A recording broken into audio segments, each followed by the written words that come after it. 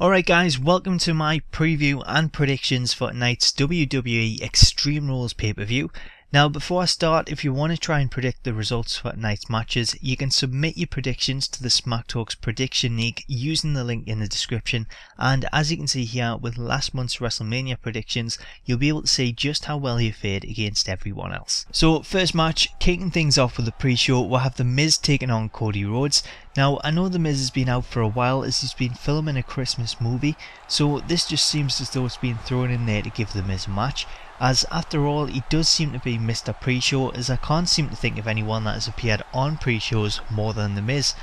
As there's nothing on the line here, I don't see anything other than a Miz win, kickstarting a push now that he's back on TV. Next we'll have the continuation of the Fandango and Jericho feud, which I'm glad it's been continued after WrestleMania, as I think it's worked out pretty well, especially since they've worked in Jericho's history of appearing on Dancing with the Stars, and of course the addition of Summer Rae, which I think it's the best way possible to bring her up from NXT and give her the experience of working in front of huge crowds, which is a massive step up from the NXT tapings. Going a little off topic, I'd have liked to see Jericho bring in another NXT diva in Paige as his dance partner last week on Raw, as Paige and Summer Rae have had a good rivalry on NXT, and Jericho bringing her up as a manager sort of position to counter Summer would really give them the chance to bring their rivalry to TV and give NXT some exposure, as I find it to be one of the best shows WWE are producing. Back to the match in hand, and as far as how this goes down, Fandango won last time at WrestleMania in a match that I don't personally think was as good as I'd expected, but I think this match will be a lot better, with Jericho picking up the victory and likely leading to a final match between the two in next month's Payback pay-per-view. Now for the only officially labelled Extreme Rules match on the card, Randy Orton taking on the Big Show. So this stems back to WrestleMania, with Show turning on Orton and Sheamus, which led to Randy seeking some retribution. I've gone for a win for Randy here, as I can see him going on to win this match and then eventually getting involved in the World Heavyweight Championship picture, although by that point I'd love to see him turn heel and have Dolph working as a face.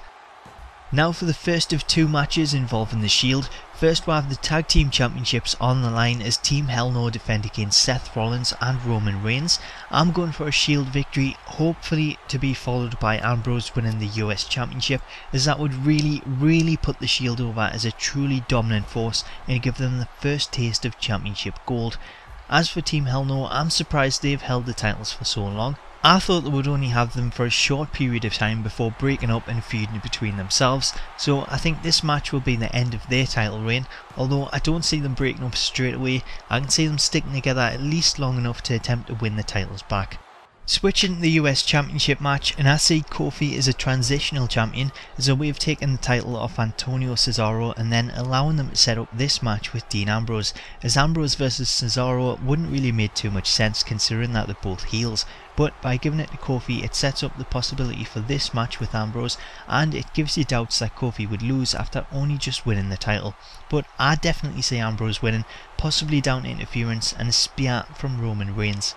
The next match is a refreshing change, as we'll have Mark Henry taking on Sheamus in a strap match. Now I can't remember when we last seen a strap match, but the example shown on Raw was JBL versus Eddie Guerrero from the Great American Bash in 2004, which I think was actually labelled as a Texas Bull Rope match at the time, which is pretty much the same concept just under a different name, as the name changes depending on the participants, as it was a Brahma Bull Rope match when The Rock competed against Triple H. Now the way to win the match is to touch each turnbuckle consecutively, with each turnbuckle lighting up after it's been touched, and the strap working as a way of stopping your opponent from lighting those turnbuckles and also use it as a weapon. As for the outcome, I went for Sheamus, but I can see this match going either way. Up next, we're robbed of Dolph being able to steal the show in what would have been the World Heavyweight Championship match after the concussion that he suffered at the hands of Jack Swagger, and instead we're given an I Quit match between Swagger and Alberto Del Rio, with the winner becoming the #1 contender.